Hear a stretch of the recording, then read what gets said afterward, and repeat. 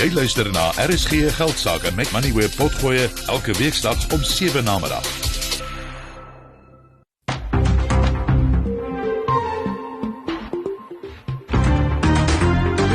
Jy luister na RSG Geldsake, jou betroubare bron vir sake en beleggingsinsigte.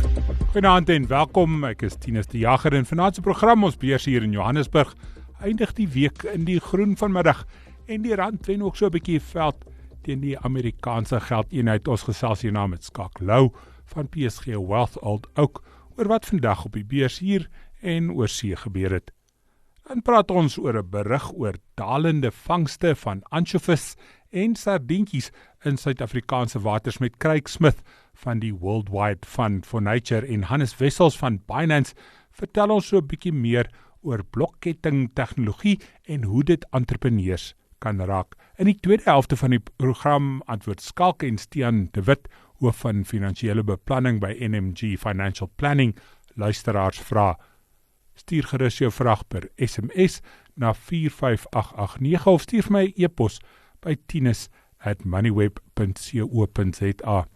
Maar hier is eers 'n kykie na wat vandag op die beurs gebeur het. Ons indeks vir alle aandele sluit 1,4% hoër op 75.084 punte. Dit na 'n redelik stadige begin vanoggend. Hulpbronne styg met 1,6%, industriële aandele 1,5% hoër en finansiële aandele styg met 1,4%. Metale en mynbou is 1,25% hoër teen die sluiting. Amerikaanse dollar kos R18.74, 'n Britse pond R23.86 en 'n euro staan op R20.36.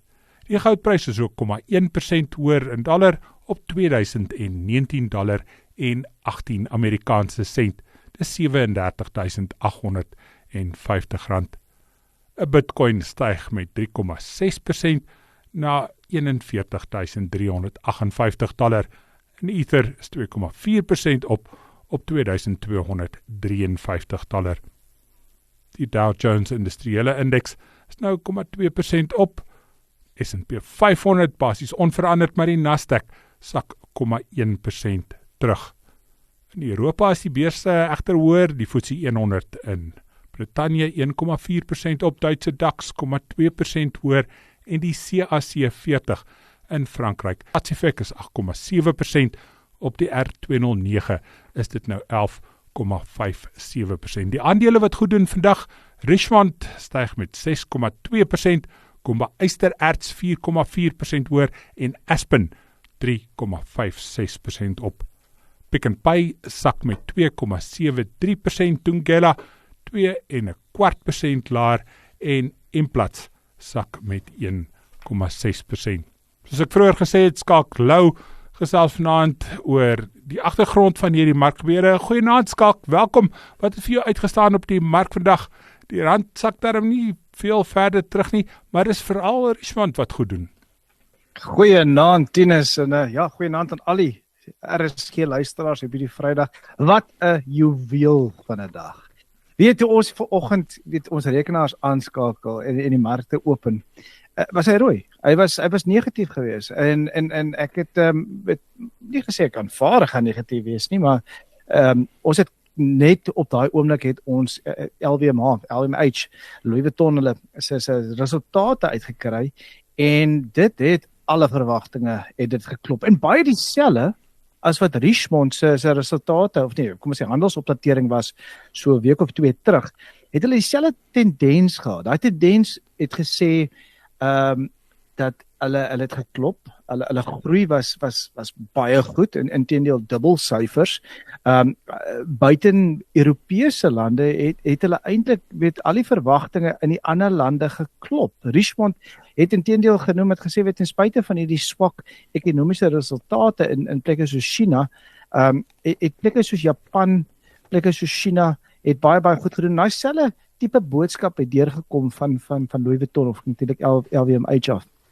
En so draai daai mark, Tinus, dit is soos 'n vliegtuig wat besig is om te val en hy kry homself uit hierdie valproses en hy begin styg.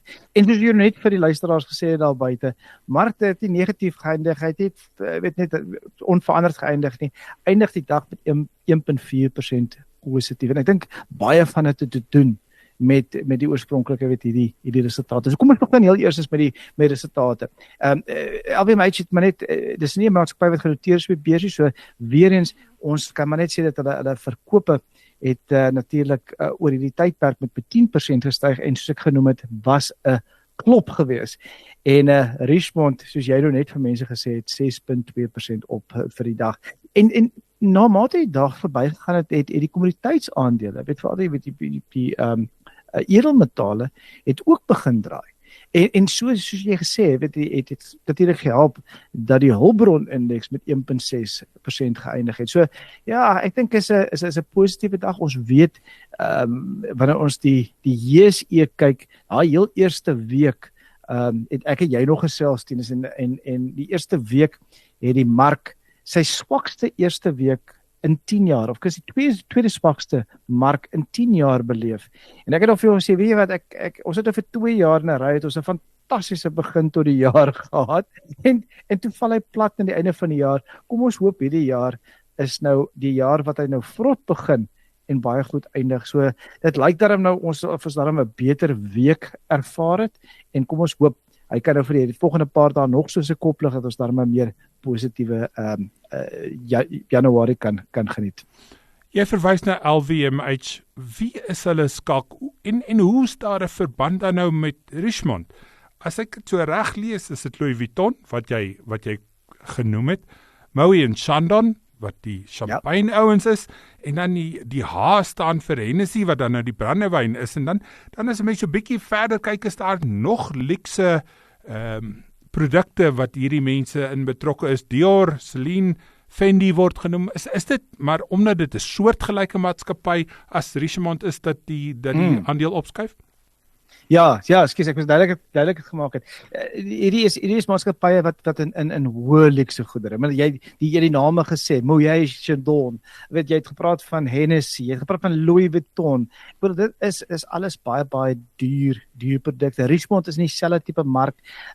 Ek dink die boodskap was dat oor hierdie Kerstyd, ek dink mense was bekommerd geweest. Mense was bekommerd geweest met die hoër rentekoersomgewing, dat mense wêreldwyd swaarder gaan kry en uit die aard van die saak nie hierdie goedere meer kan bekostig nie.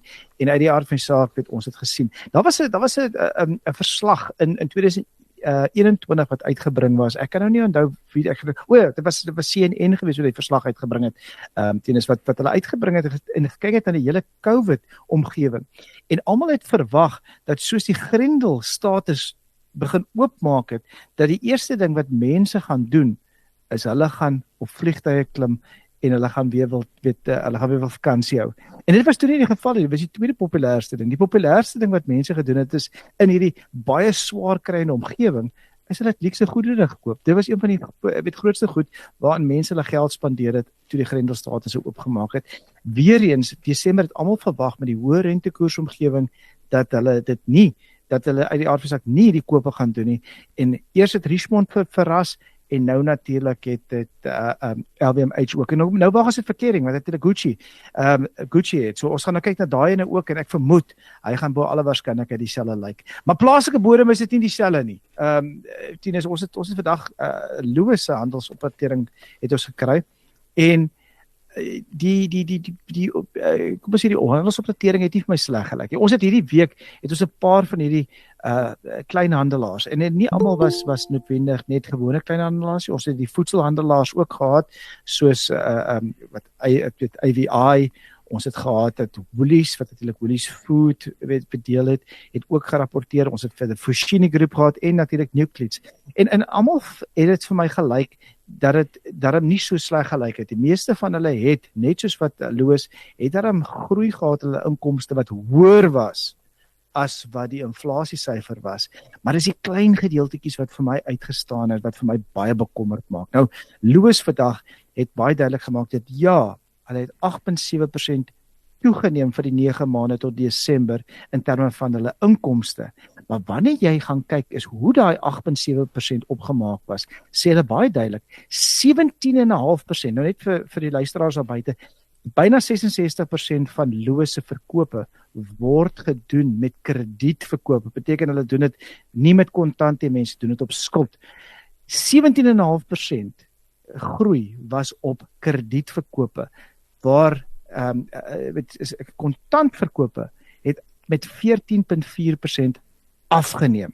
Nou dit is vir my baie bekommer. Dit sê vir my die tipiese Suid-Afrikaner trek nou baie swaar. Maar hy wou nie ophou spandeer in Kersfees nie. Hy wou die aard van die saak wanneer nog steeds vir mense geskenke koop. Hy wou 'n lekker Kersfees gehad het en hy het dit gedoen of hy sê dit gedoen deur middel van krediet, deur middel van skuld. Ons moet daai enetjie dophou. Ek dink dit is enetjie wat ons later gaan byt as ons nie vinnig daai ene draai nie.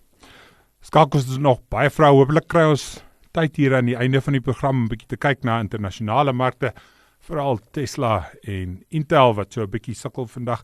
Dankie Skalk, dis Skalk Lou van PSG Wealth Old Oak. Skalk bly hier by ons om te reageer op van die insette net hierna en ook om te help om luisteraars vrae te antwoord in die tweede deel van die program. Vir die belangrikste sakenuus, skakel in op RSG Geldsake.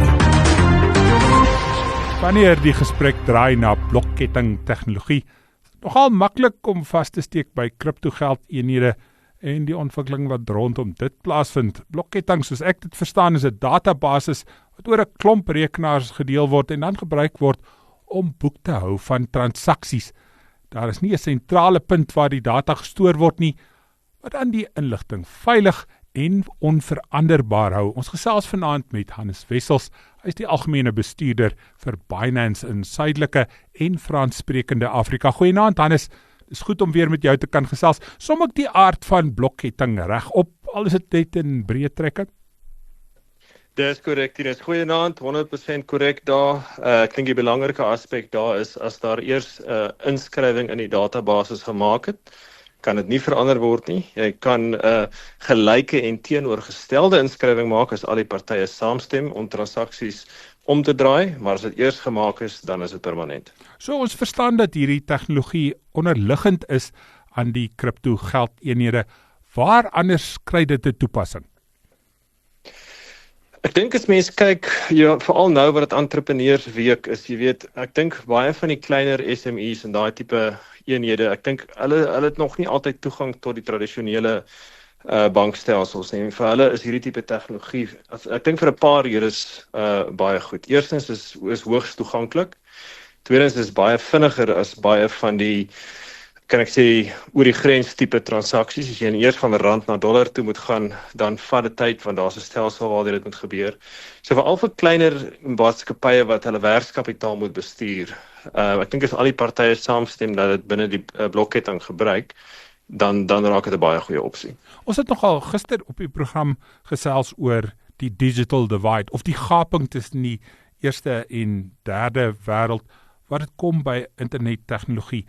As jy nou verwys na entrepreneurs wat sukkel om toegang te kry tot genoeg kapitaal om hulle besigheid te bedryf, bestaan daardie geldprobleem dan nie ook met hierdie tegnologie nie?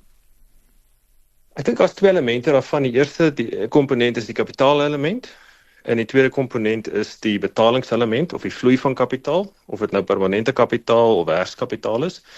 Ek is bewus van 'n hele paar familiekantore, VC's, daai tipe ouens wat nou daarna kyk om die blokketting te gebruik om kleiner maatskappye mee te befonds, want jy kan nou, wat ons in blockchain gepraat, smart contracts gebruik om nou hierdie goed te bepaal, jy weet, sodat al die partye mekaar eerlik hou. So ek dink beide daai komponente is definitief besig om nou meer aandag te kry. En soos dit beveilig word, raak dit ook dan nou baie veiliger vir die verskaffers van die kapitaal om hulle kapitaal in hierdie kleiner entiteite te gee. En ek dink dit oor die volgende 5 jaar of so gaan baie belovend raak. Ons sien nogal 'n klomp wisselvalligheid in Bitcoin en Ether in die laaste week of so, maar selfs van die begin van die jaar af. Vandag net styg Bitcoin met 4,75%. Ether is meer as 3,2/3%. Hoekom is daar nie meer mense en besighede wat dit gebruik en dan nou die waarde van hierdie goed meer maak nie? Of Is daar meer mense wat dit gebruik en is dit hoekom ons sien dat daar stygings soos vandag is? Daar is definitief ons en daar's toenemend meer mense wat dit gebruik. 'n Groot bepaler, veral Bitcoin in die laaste 2 weke, is nou die ETF's wat in Amerika begin posvat het. En nou sê almal maar, okay, ons het nou die 10 ETF's wat nou toegelaat is deur die SEC, hoekom is die prys af? Daar's 'n baie goeie rede daarvoor. Een van daai ETF's met die naam van Grayscale het 'n klomp Bitcoin gehad wat van tevore in 'n trust was. En 'n deel van daai trust het aan FTX behoort. En die likwidateurs van FTX het toe die ETF lys is daar mos nou 'n deur waar die geld kan uitgaan. Is nou besig om te draai. En nou sien ons van die ander, die grootes, jy weet, Fidelity, BlackRock, daai is groot. Is er al 45,000 Bitcoin in hierdie 2 weke opgekoop. Nou, jy vergelyk dit met die koers waarteen nuwe Bitcoin geproduseer word, dan is daar 'n groot verskil. So ek dink dit alleen en tot jou punt, die institusionele aanneming daarvan, is iets wat ons met groot belangstelling volg. Een van die uitstaande punte van hierdie blokketting tegnologie is dat dit beskryf word as veilig. Dis baie moeilik om in te breek. As iemand nie die korrekte syfers vir jou gee nie, is dit basies onbekombaar. Maar ek het onlangs 'n artikel gelees oor kwantumrekenaar tegnologie en 'n moontlike bedreiging daarvoor. Kan dit moontlik wees? Ek dink ons het 'n lang pad om te gaan voor ons daar sien. As mens nou kyk waar die kriptologie van blockchain is teenoor die kriptologie van sê maar 'n gewone bankrekeningsstelsel, wat die tegnologie ouens verwys na as denial of service attacks. Teen die tyd dat kwantumtegnologie die blockchain kan breek, is daar soveel ander tegnologieë wat al oopgebreek sal word, dat ek dink die wêreld gaan 'n baie groter moeilikheid. So, vir my is daar 'n rangorde waarteen dit kan gebeur, en ek dink selfs dan, dit is nog 'n baie lang pad om te gaan. Kom ons keer so 'n bietjie terug na die Suid-Afrikaanse entrepreneur. Hoe gaan hy te werk om in te koop in hierdie tegnologie, om sy besigheid makliker te bedryf en dalk ook goedkoper te bedryf? Dis maar soos 'n kommersiële bankrekening. Vat Binance as 'n voorbeeld. Jy maak 'n kommersiële rekening vir jouself oop. So in jou PTY Limited se naam maak jy dan vir jou die rekening oop. En dan moet die ouens bietjie met mekaar oor gaan praat, sê, wel, ek het 'n sekere geldeenheid of 'n sekere token, jy het 'n sekere token. Ons kom ooreen om mekaar te betaal en watter een ons gaan oorstem. Ons tegnologie maak voorsiening daarvoor. Dat sê nou maar ek is 'n Bitcoin ou en jy is 'n Ether ou, kan ons 'n dollar bedrag ooreenkom en ek gee dan vir jou die Bitcoin ekwivalent daarvan en jy ontvang die Ether ekwivalent daarvan. So ons altyd happy, jy weet, ons altyd gekry wat ons wil hê, en die tegnologie stel basies daai oorbrugging dan nou moontlik maak. So ek dink daai spesifiek is nogal, en dit gebeur alles in sekondes. Ek meen dit vat 10 sekondes. So dis nogal baie opwindend. Die dollardeel is natuurlik goed, want dit is die wêreldgeld en anders, maar is dit dan baie moeilik om dit in rand uitbetaal te kry in jou rekening? Verloor 'n mens baie van die geld wat jy gekry het? Nee, ons het wat ons noem die fiat on-ramps en off-ramps, so jy kan dan deur Binance of een van die ander exchanges kan jy dan nou jou crypto in rand omskakel en dit dan in jou bankrekening laat terugbetaal. Al vier die groot exchanges in Suid-Afrika maak voorsiening daarvoor. Vir daai tegnologie is redelik beskikbaar. Baie dankie Hannes. Dit was Hannes Wessels, algemene bestuurder vir Binance in suidelike en Franssprekende Afrika. RSG Geldsake met Moneyweb, jou betroubare bron vir sake en beleggingsinsigte. Daar's 'n artikel in die internetkoerant Groundup oor Kaapse vissermanne wat bekommerd is oor ansjovis en sardines. Namibië het die vangs van die twee vissoorte vir 3 jaar opgeskort, oor daar so min was. Suid-Afrikaanse hengelaar van Houtbaai wat meer as 20 jaar lank al 'n kommersiële lisensie het, sê verlede jaar was die slegste nog en hy sukkel om self sy kostes te dek. Hy vang juis ansjovis en sardines. Die departement van Bosbou, Visserye en die omgewing sê terwyl getalle aan die toeneem is, bly dit steeds onder die gemiddeld. Ons gesels nou met Craig Smith, senior bestuurder in die marine portfolio van die Worldwide Fund for Nature. Good afternoon, Craig, and welcome to the show. You quoted as saying the trend that both anchovy and sardine are declining is especially worrying. Why are you saying that? Yes, this is a very interesting subject. I mean, the small pelagic fishery, which includes sardine and anchovy, is our largest fishery by volume in South Africa. And typically the dynamics between those two species, one would dominate while the other one would be at a lower biomass. And when the one goes up, the other one goes down. In this case, it's very unusual that both resources are very low. And what is particularly worrying about both those resources being low, it has socioeconomic impacts for the fishing industry and also in terms of environmental concerns.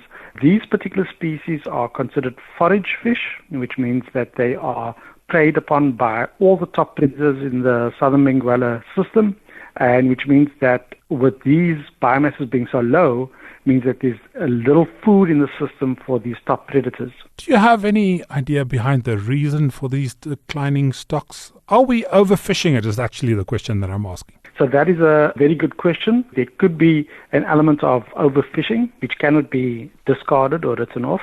And there also could be the element of climate change. So climate change is expected in South African conditions to cool down the west coast and also to cool down the south coast. And by cooling down the south coast, you're making the environment more suitable for sardine and anchovy on the south coast. But that's also an area where it's typically not their traditional area where they occur, and they also are not productive spawning ground for sardine and anchovy. So if they're spawning there, they don't get to benefit from the rich Benguela current to mature and nourish those juvenile fish. Would a ban, like the 3-year one we saw in Namibia, solve or maybe even help the issue? My immediate response to that would probably be no. So Namibia's fishery, and it's very important that we do consider Namibia as a case study. Namibia's small pelagic fishery was a lot larger than South Africa, and there has been a case of overfishing coupled with environmental changes that have seen basically that the sardine and anchovy resources did not rebound. And after a number of years of lobbying by scientists to close the fishery, that fishery was eventually closed in 2018, ostensibly for 3 years, but we're now in 2024, that fishery still remains closed because both sardine and anchovy have not rebound.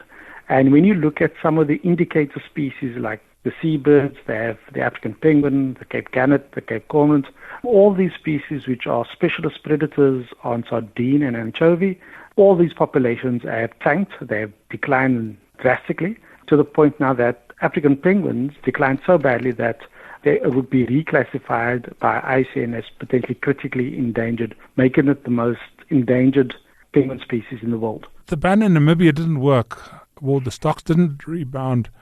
Does poaching play a role? If there's a ban and people are catching fish illegally, could that be part of the problem? I would say that what could be done is that the small pelagic fishery would definitely need to be subject to more rigorous monitoring, independent monitoring at sea, because these are some of the issues that what happens at sea does not necessarily get reported in terms of the impact of the fishery on the resources. And there's a whole host of issues that happen at sea that skippers will tell you off the record, but that doesn't find its way to boardrooms when discussing with the department, etc. And these are the things that need to be curbed and curtailed in order to reduce the impact of the fishery on small pelagic resources. So what are those things, Craig? So there's various issues that have been raised by skippers of this in the small pelagic industry. They talk about issues such as vessels being put on tally. Remember, these small pelagic resources, they get caught and they get basically landed at a fish processing facility. Fish processing facility has a capacity to only process X amount of fish in a day. So you can't exceed that limit. So vessels then get put on a tally in terms of the maximum that they can bring back to the port. And while they're at sea, they search for schools of fish. When they purse it with a purse net, they will try to meet that tally. So they will take out of the purse or out of the net what their tally is, and whatever's remaining in the net is released. But sardine and anchovy are extremely sensitive species. The scales come off very quickly. So when that net is put around that school, even though you don't remove that fish out the water, that fish dies. But that doesn't get recorded. So we're almost looking at that in terms of what industry records and reports could very much be like an analogy of the tip of the iceberg. Whatever's happened below in the net doesn't get accounted, doesn't get recorded, and that's a very important aspect. And that's just one aspect. There's other issues such as high grading. So there's a particular size class of a sardine that the processing facilities would pay premium for. If the sardine is too large or too small, it doesn't quite meet the premium rate. So fishing vessels would basically try to target the suitable size class of sardine. And if they happen to catch an unsuitable size class, they'll keep it on board until they find another school where the size class is better. Then they will dump what's in their hold. So if you don't have an onboard observer on this vessel, you will never know what is actually going on at sea. And there's also been corruption in the fishing in the past, together with the department, where departmental officials were fired because of the corruption, where there used to be manipulation of the load cells when the fish get landed and recorded, so that there would be an under-recording of the fish that's been landed in the fishery. There's a whole host of skeletons there in that closet. And that's why I would go back to say that given the status of those resources, what needs attention is that there needs to be better monitoring of that particular fishery. Thank you, Craig. Dit was Craig Smith van die WWF. Soek jy sake, finansiële en beleggingsnuus aan jou vingerpunte? Laai dan Moneyweb se slimfoon toepassing af. Dit is die maklikste manier om op hoogte te bly van nuus uit die sakewêreld, meningsstukke om te interpreteer en ook die jongste markaanwysers. Jy kan ook regstreeks na alle RSG Geldsake uitsendings luister of later na die potgoeie van die onderhoude gaan luister. As jy finansiële raad nodig het, kan jy ook deur die toepassing by van die beste finansiële adviseurs in die bedryf uitkom. Alles op een slimfoon toepassing. Dit is heeltemal gratis. So laai dit sommer nou van die Apple App Store of Google Play Store af. Besoek RSG Geldsake se Facebookblad en kom ons gesels. Ons gebruik hierdie deel van die program vanaand om luisteraarsvrae te antwoord. Jy kan jou vraag na my stuur per SMS na 45889, dit kos R1.50, of stuur vir my 'n e-pos na tinus@moneyweb.co.za. Ek het twee gaste wat my help om vanaand vrae te antwoord. Eerstens Skalk Lou van PSG Wealth Old Oak is aan die lyn. Tweede kenner is Stian de Wit, hoof van finansiële beplanning by NMG Financial Planning. Goeienaand Stian, welkom by die program. Ons het 'n vraag van 'n anonieme luisteraar wat sê hy en sy vrou was binne gemeenskap van goedere getroud. Sy het ongelukkig nou gesterf. Sy vraag is, het ek die reg om ons huis te verkoop? Dalk 'n vraag eerder aan 'n regskenner. My antwoord is onder korreksie. Soos wat ek dit verstaan, moet die boedel eers afgehandel word. Die eksekuteur kan dit verkoop indien daar laste is of skuld is wat afbetaal moet word, maar ek dink nie die oorlewende gade het regtig reg op enigiets voordat hierdie boedel afgehandel is nie. Ons tweede vraag is van 'n anonieme luisteraar, 64 jaar oud, wat sê sy 2 lewensannuïteite gaan ongelukkig nie genoeg wees om mee af te tree nie. Luisteraar vra wat nou? Stian, dis 'n moeilike vraag want ons weet nie regtig watter keuses beskikbaar is en wat die agtergrond is nie. Miskien kan jy help. Aanhou werk is 'n goeie keuse as dit moontlik is. Ja, goeienaand Tinus. Ek dink ongelukkig daar's nie baie opsies wat hy het nie. Natuurlik een van die beste opsies natuurlik is om te sê tree later af as jy nie dit nou al te doen. Jy het nog beskikbare inkomste wat jy kan genereer.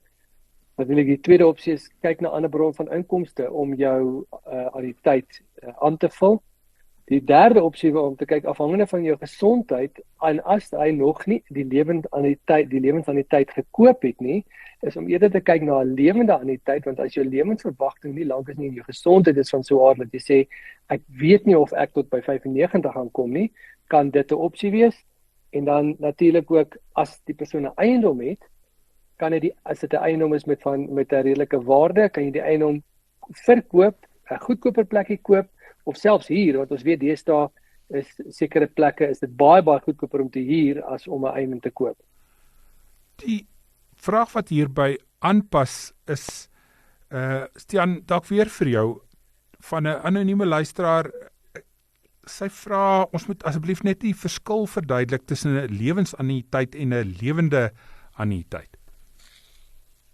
Ja, dit is nogal in Engels 'n tongue twister partykeer. So 'n lewensannuïteit dit is die ou tradisionele anniteite wat nog altyd bestaan het. Toe my skoonpa en my pa afgetree het op hulle ouderdom en so aan, was dit al wat beskikbaar was op daai stadium, wat 'n gewaarborgde bedrag uitbetaal as 'n pensioen vir so lank as wat jy leef. So daai tarief word bepaal deur die versekeraars en ongeag wat in die markte gebeur, betaal daai geld uit vir so lank as wat jy leef.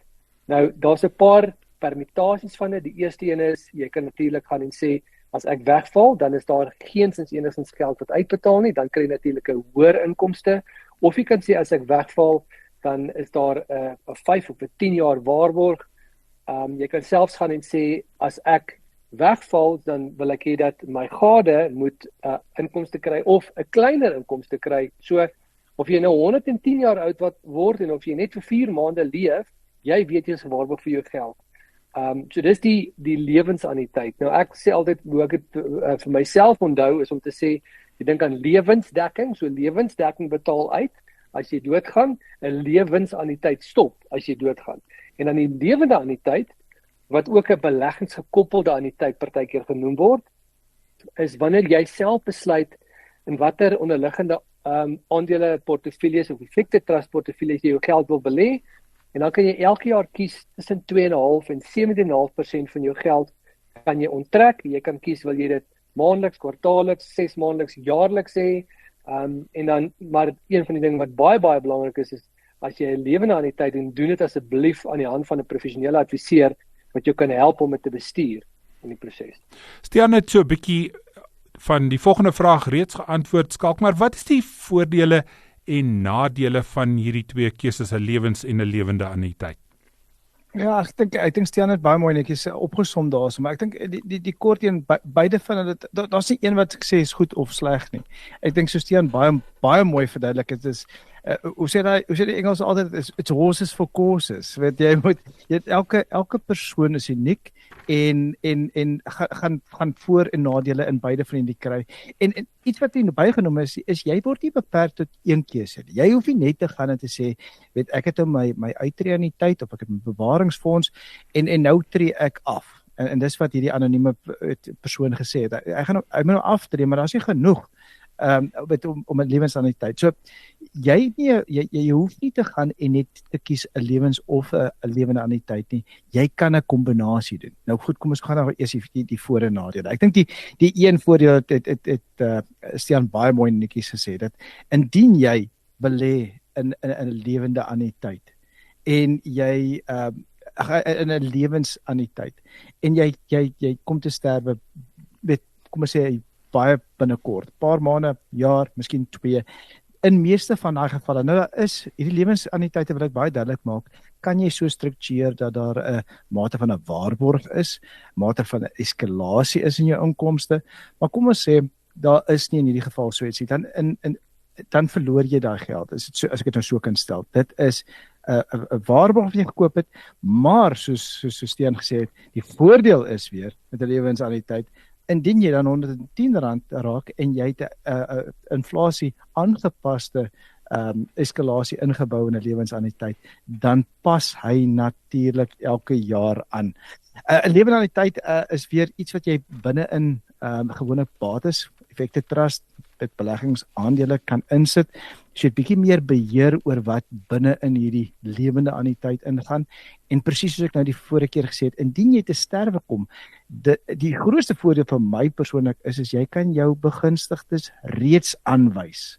En wat sê ek daarmee? Dit sê basies dat indien ek 'n lewende anniteit het, ek sê my begunstigde is nou my vrou en ek kom te sterwe binne 'n week of 2, dan gaan daai lewende anniteit oor na my vrou se naam toe en hierdie lewende anniteit gaan aan. Hy lewe aan. Die lewensanniteit is gekoppel aan my lewe. Die lewende anniteit, hy gaan aan. Hy word bemaak aan die begunstigde. Ons volgende vraag is van Johan uit Oos-London. Hy vra nog 'n moeilike vraag. Hoe berei mens voor vir verkiesingsjaar? Miskien kan ek dit bietjie aanpas en sê, hoe berei mens voor vir 'n jaar wat ons hoë risiko vir ons land, maar ook vir die wêreld verwag? Ek het hierdie vraag al van verlede week af en so 'n bietjie gaan kyk na die agtergrond van verkiesingsjare. Eerstens is hier nie net 'n verkiesingsjaar nie, dit is die verkiesingsjaar. Daar's 49 verkiesings wêreldwyd, met natuurlik die Suid-Afrikaanse een wat vir ons baie belangrik is en dalk die grootste impak gaan hê. Daar is wel diegene wat sê op die ekonomiese front is die Amerikaanse presidentsverkiesing selfs meer belangrik vir ons hier in Suid-Afrika. Verkiesing word meestal as polities geklassifiseer, maar het is maar moeilik om dit los te maak van die ekonomie hier. Skalk, eerste brokkie raad wat ek raak lees, is as 'n beginpunt vir so 'n jaar is voorbereiding met groot klem op navorsing. Begin jy ook daar? Ja, ek begin soos elke jaar, Tinus. Ja, ek dink dit is verseker is 'n groot jaar. Kom ons maak nie, ek dink dit is, ek het iewers gelees, in die geskiedenis is dit seker die jaar waar daar die meeste verkiesings plaasvind in 1 jaar. En vir die luisteraars daar buite is baie interessant. Ek het nou laasweek was nou hierdie hele optog daar na Davos van elke slim beleggingspersoon en politieke persoon opgetrek het en elkeen nou sy kansie gehad om ietsie te sê. En ek het nou meeste van die mense gesin luister. En dit was interessant, die gesprekke was elke keer oor, wat sou jy nou doen? As Donald Trump nou weer verkies word as die president, dan gaan dit seker mos nou heeltemal anders te wees as in jou beleggingsplan as wat Biden sou weer verkies word. En die persoon baie netjies gesê, ek dink 'n paar mense het teenoor gesê, sê maar dit maak nie regtig saak nie. Ek dink elke politikus wat daar staan en met die hoop om vir sy party gekies te word, gaan vir almal die son, die maan en die sterre beloof. Hy gaan vir hulle sê, ons gaan vir julle die beste moontlike groei gee. Dis net waar die verskillende groei wees. Ons weet dat Trump is baie meer infrastruktuur georiënteerd gewees. Ek wil vir die luisteraars sê daar buite, wees versigtig eerder om na daai geraas te luister. Ek dink die belangrikste ding is om 'n langtermynsiening te hê. Nie om op hierdie stadium meegesleer te word deur hierdie geraas wat julle nou gaan ervaar nie. Want dit gaan 'n interessante jaar wees. Dis hoekom ek vir meeste van my kliënte aan die begin van die jaar gesê het, ek dink ons moet onsself voorberei, nie om besluite nou te maak, voorberei dat ons wisselvalligheid gaan hê vir hierdie volgende 6 maande. Nie net wisselvalligheid vir die verkiesings nie. Onthou, ons staan in 'n hoë rentekoersomgewing en meeste van die reservebanke is besig om arm te druk met inflasie en vir mense te sê, man, ons gaan binnekort rentekoerse hooplik kan verlaag. Dit gebeur nie noodwendig so vinnig soos wat almal doen nie. So wees rustig op hierdie stadium. Ek dink indien ons die tweede helfte van die jaar gaan betree, al hierdie geraas is verby in terme van verkiesings en ons kry dat rentekoerse weer stadig maar seker begin daal, dan dink ek gaan ons 'n baie meer lekker omgewing hê vir beleggings. Maar nou, hou die oog op die langtermyn. Ja, jy antwoord vrae wat ek later wou gevra het, Skalk, maar gaan dit nog steeds vir jou vra. Jy luister na RSG, Geldsake, dis Vrydag aand en ons antwoord. Luisteraars vra vanaand help Skalk Lou van PSG Wealth Old Oak. En Stian, daar verloor ek jou van totaal van NMG Financial Planning met die antwoorde. Dis so 6:50. Ons gaan voort met hierdie vrae. Stian, daar word verwys as 'n tweede strategie om te verwys na doelwitte en risiko-aptyd. Die definisie daarvan word as 'n tweede punt as 'n strategie uitgewys. Stem jy daarmee saam? Ek dink Skalk het dit eintlik die spreekwoordelike spyker, die hamer op die spyker op die kop geslaan. En dit gaan maar oor wat se doelwitte jy stel. Ek stel dit altyd so, dit hang af hoe sterk is jou maag. Want sekere mense kan volatiliteit in hulle portefeulje hanteer, ander kan nie. So jou, afhangende van jou risiko-aptyd, en daar's 'n term wat hulle noem risk profiling in ons industrie, wat gaan oor wat se risiko kan jy vat. En dan daar's sekere stelsels wat selfs dit in 'n psigometriese toets omskep, wat sê, wat is my aptyd vir risiko en wat kan ek hanteer? Want almal hou daarvan om geld te maak, maar bitter my mense hou daarvan om geld te verloor. En jy moet partykeer net deur daai siklus kan gaan. En ek dink saam met strategie ook, gaan dit oor, het jy kort, medium en langtermyn doelwitte? So as ek geld het wat ek wil belê en ek wil oor 6 maande of oor 8 maande wil ek 'n kar koop, gaan ek definitief nie my geld in 'n langtermynportefeulje sit wat groot volatiliteit het nie. Maar ons weet ook die aandeleportefeuilles, aandelemarkte oor 'n 5 jaar rollende periode doen regtig nooit negatief nie. So jy gaan altyd geld maak op die langtermyn. Dit gaan oor wat jy in die korttermyn wil doen. En ek dink mense moet dit in ag neem, veral in hierdie tyd, om te sê wanneer wil ek vir my geld hê, en ek moet weet, soos ek dink Skalk is reg, en weer eens, ons het nie 'n kristalbal nie, enigiets anders kan gebeur, maar die kans is goed dat ons baie goeie volatiliteit het, want ons weet die markte hou nie van volatiliteit nie, en of van onsekerheid nie, en dit bring volatiliteit mee.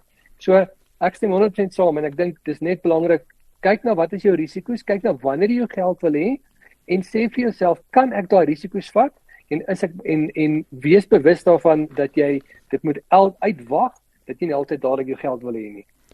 Ten derde, Skalk, word daar voorgestel dat jy 'n stewige beleggingsplan het wat ook gediversifiseer is, sodat jy bietjie van die risiko versprei, en jy het klaar gepraat oor die langer termyn, wat dan ook deel is van hierdie derde strategie.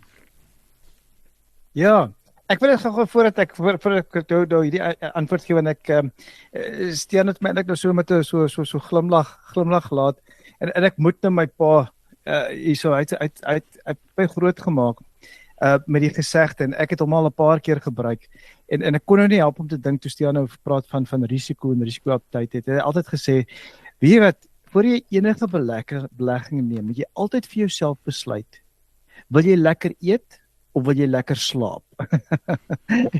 en ek dink dis waarop alles neerkom. Ek dink daar gaan as jy nie lekker slaap in die aande nie, moenie probeer om lekkerder te eet. Ek dink dan kyk daarna, maak seker jy kyk nie jou risikopad. Terug na jou vraag, stewige beleggingsplan langer termyn. Daar was so analise gedoen, so jaar of 2 gelede deur PSG ontspan. En was eintlik 'n baie interessante analise waar hulle gekyk het oor 'n 20 jaar periode hoe die markte gedoen het, maar spesifiek het hulle gekyk in hierdie geval na die JSE.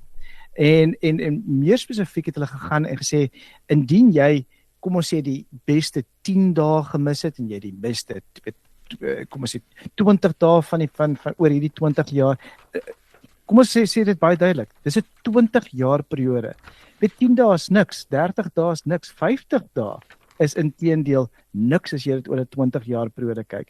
Maar net vir interessantheid, weet, as jy in die JSE oor daai termyn belê was, en ek dink die syfer was iets soos jy R100 belê het in 2002, dan was dit so rondom 2022, het dit dis oor R1000 sou dit vandag werk gewees het. Indien jy daai selfe R100 in die JSE gesit het, maar jy het gesê jy het nou net, jy is nie seker jy wil belê vir langtermyn, jy is in en jy is uit en die risiko pla jou, en jy mis die 30 beste dae, dan het daai belegging van oor R1000 het hy vir jou afgekom, na net so oor R200. Jy het letterlik maar net oor 'n 20 jaar periode jou geld verdubbel. Maar meer spesifiek, jy het al hierdie geleenthede uitgemis, en hier is die kruks. Die kruks is, as jy oor hierdie 20 jaar periode basies die 50 beste dae verloor het jy geen groei gehad. So, ek dink die boodskap wat ek vir luisteraars daar buite sê, is jy moet op die langer termyn moet jy inwees. Daar was altermyne, ek weet, baie keer met ons beleggingsvoorstelle sê, weet, wanneer jy in iets soos aandele belê, moet jy 5 jaar horison hê. Weet egter, daar was al 7 jaar periodes, waar iets soos die JSE negatief was. Maar, wanneer mense dit oor 10 jaar periode kyk, het geldmark dit nog nooit reg gekry om die JSE se opbrengste uit te presteer nie. Dis baie makliker gesê as gedaan, want uit die aard van die saak, dit kom ek terug na daai punt toe, jy moet kan lekker slaap. Indien jy nie lekker slaap nie, dan moet jy dit kombineer met ander bates soos effekte, bates soos geldmark. En daar wil ek weer vir Stiaan aanhaal, gaan liefs, kry die raad van 'n kundige. Dis mense wat opgelei is om hierdie werk behoorlik te kan doen. Stiaan, een van die stukkies raad vir so 'n plan vir 'n jaar van hoë risiko, of 'n plan vir 'n jaar met 49 verkiesings, is die herbalansering van 'n beleggingsportefeulje. Wat beteken dit vir jou? So ja, En dit is nou natuurlik waar mense gaan en ons noem dit die Engelse woord is jy switch jou portefeulje tussen verskillende bateklasse en jy kies verskillende fondse. Nou dis een van die grootste gevare wat jy kan kry om jou eie herbalansering te probeer doen. Want ek het met kliënte so ruk gelede gesit waar iemand gegaan het en baie wys probeer weet gaan in hierdie sektor en in hierdie sektor en switch nou hierso en hier gaan dit gebeur met Putin. En daai persoon het sy vrou het dit nie gedoen nie, hy het dit gedoen. Hy 20% van sy portefeulje was laer, 20% laer 'n jaar later as sy vrou se. So los daai tipe goeders vir spesialiste. Dat jou batebestuurders daai tipe goeders doen. Jy moet terugkom weer eens na wat Skalk sê, kyk na wat jou langtermynplan is en bly daarbey. En as jy byvoorbeeld wil herbalanseer of soos nou, ons weet geldmark is nou 8.9%, tussen 8.5-9% wat jy in 'n geldbank kan kry. So nou sê mense nou gaan ons geldmark toe. Maar weer eens, die mark kan draai, hy kan aan die ander kant toe gaan en jy kan uitverloor op daai opwaartse kurwe wat ons kan kry. En selfs Warren Buffett sê die Engels is baie mooi sê it's not timing the market that counts, it's time in the market that counts. En ek dink dit kom terug daar neer om te sê, weet wat is jou doelwitte, werk saam met 'n span. As jy gaan oefen en jy wil Olimpiese spele toe gaan, dan kry jy vir jou coach. Jy kry vir iemand om jou soontoe te vat. Dieselfde met jou finansies. As jy goue medalje wil wen in jou finansies op aftrede, kry vir jou 'n kundige wat jou kan help om daarby uit te kom. Skalk, ek is so half gespanne om vir jou die volgende vraag te vra. Ja. Maar Gerry stuur vir my e-pos en hy vra, wat gebeur dan nou met Marcus Jooste van Steinhoff? Jy maak my senuweeagtig om te antwoord, Tinus. Nee, okay. So ek dink die belangrike deel vir die luisteraars daar buite, ons weet Steinhoff, hy bestaan nou nie meer nie. Hy is nou klaar, hy is nou uitbetaal. En uit die aard van die saak is daar nou die lang verwagte, kriminele saak waarvoor almal nou wag teenoor die uitvoerende hoof hier Marcus Jooste. En ek dink die belangrike ding is dat ons weet dat Duitsland het reeds gesê dat hulle wil hom nou verhoor, hulle wil hom nou hulle het hom klaar aangekla, maar hulle kan nie, want uit die aard van die saak Suid-Afrika gaan hom moet uitlewer en daar's nog geen uitleweringsproses gewees nie. So baie belangrik, daar's nog geen uitleweringsproses gevra deur Duitsland aan Suid-Afrika om vir Marcus Jooste uit te lewer nie. En hy's natuurlik nog nie aangekla in Suid-Afrika nie, wat ek dink reeds vir my vreemd is, maar dit is heel moontlik iets wat gaan volgende kom as hulle genoeg data bewyse het. Ek dink wat kan moontlik gebeur van hier af? Ek dink dis wat die luisteraars graag wil weet. Ek dink eerstens ek dink voor Duitsland vir Suid-Afrika gaan vra om vir Jooste uit te lewer, kan hulle dalk die water toets met 'n Interpol rooi kennisgewing of 'n Europese uitleweringsbevel, en dit kan ook die lewe baie moeilik maak vir Marcus Jooste. Ons weet nie op hierdie stadium nie. Al wat ek weet, en Tinus, jy het al iemand op die lig gehad hierso nog gevra, 'n regskenner sê dit kan 'n baie lang proses wees. Dankie Skalk, dis ongelukkig alwaar vir ons tyd het. Ons moet terugskakel na RSG vir die nuus. Van my Tinus die Jager, baie dankie dat jy vanaand saam geluister het. Jy het geluister na RSG Geldsake met Moneyweb potgoeie elke weeksdag om 7 namiddag. Vir meer Moneyweb potgoeie, besoek moneyweb.co.za of laai die toepassing af en volg Moneyweb News om dagliks op hoogte te bly.